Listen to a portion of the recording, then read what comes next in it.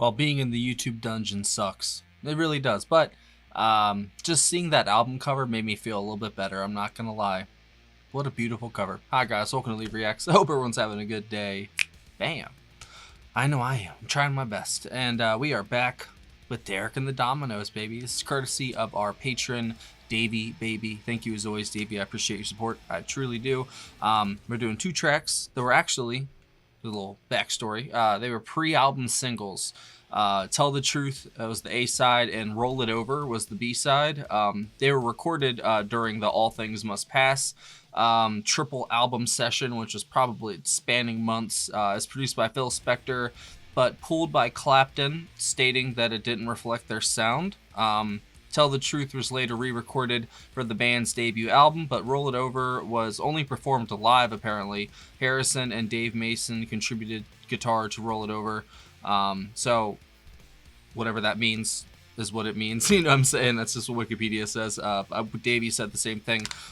So I'm guessing that it was a single and then they probably added it like for the deluxe edition, because that's what it looks like this is. So cool. I'll link my other stuff we've done. We've done Layla, and I think, oh yeah, we did Bell Bottom Blues and Nobody Knows When You're Down and Out, I think, other than Layla.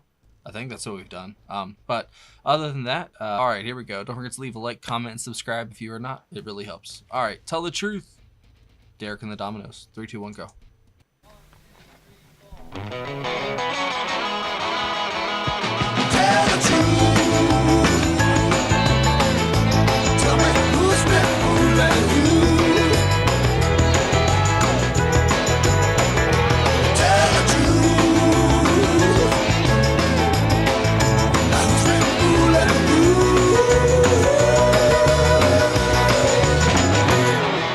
And you're sitting there looking so cool while the whole show's passing me by. So better come to time with your moment so come. The whole world's shaking now. Get you feel it? A new dawn's breaking now. Did you see it? Tell the truth. Tell me who's been fooling you. It sounds like All Things Must Pass a little bit. Makes sense. It was recorded then. Who's been fooling you?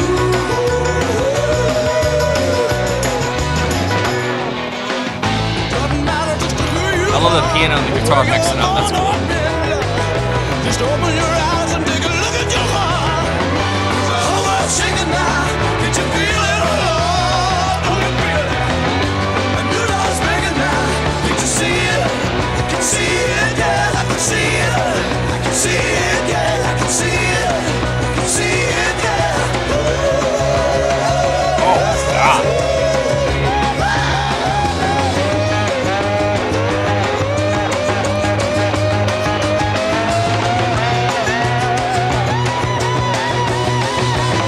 Clapton's crazy, bro. Tell me who's been fooling you. Love how bouncy it is. Tell the truth.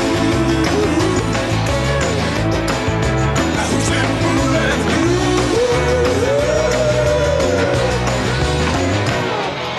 Hear what I say, 'cause every word is true. You know I wouldn't tell you a lie. Sometime's coming and it's gonna be true. The whole world's shaking now. Can't you feel it? Just doesn't stop, man. Can't you see it? See it, yeah, I can see it. I can see it, yeah, I can see it. See it, yeah, I can see it. See it, yeah. Man.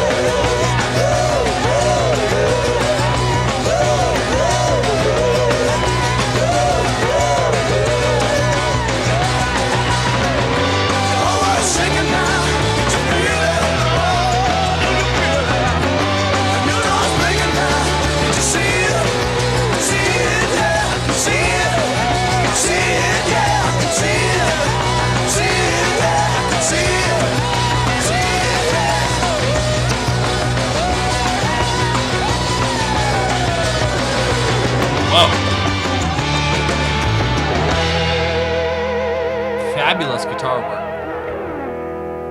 George and Eric, I'm guessing. That was fantastic. Roll it over.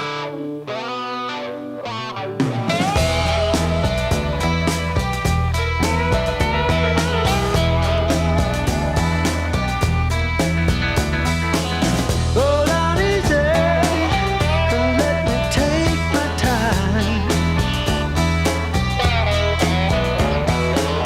Oh yeah, Bobby Whitlock on vocals too. Yeah, I forgot. And let me take my time. Rock me slow till I lose my mind. That's Dwayne on slide, right? Yeah. Roll it over, let's take it from behind. Man, Jim is grooving, bro. Let's take it from behind. It's only love. God knows it ain't no crime. You don't know how much it means to be here in your arms. Roll it over.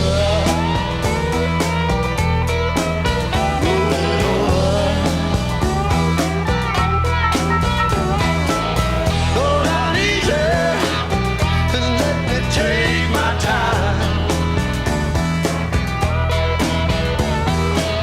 Go down easy. I love how groovy both these have been.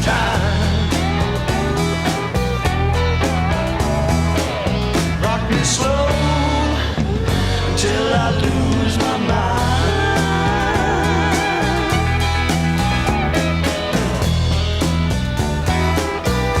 And it's such a good riff, bro.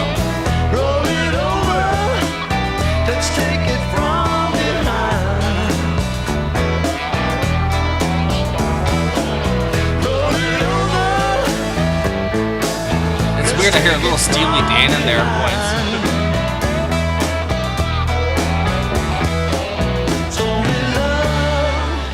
God knows it ain't no crime. You don't know how much it means to be here in your arms.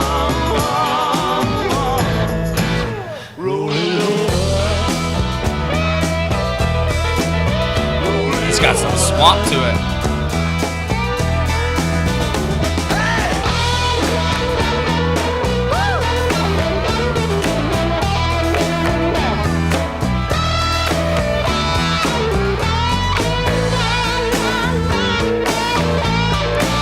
That sounds like George more than Clapton.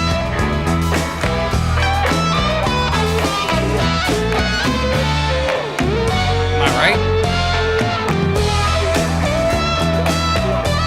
Maybe I'm wrong.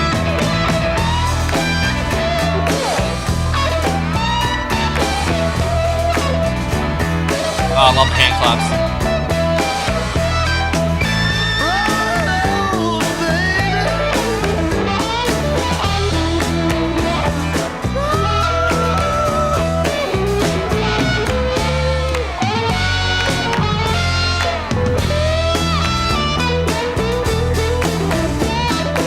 This reminds me of side 3 or side 5 of All Things Must Pass.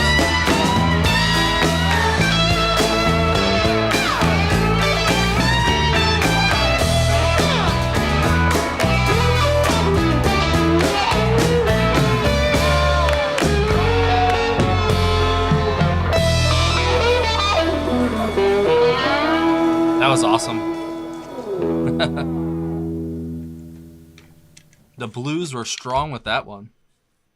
And my mistake, not side 5, side 7.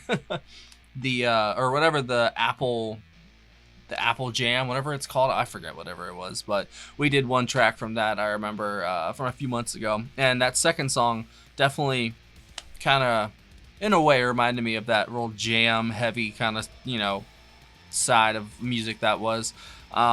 but it definitely has that Phil Spector, production, 100%.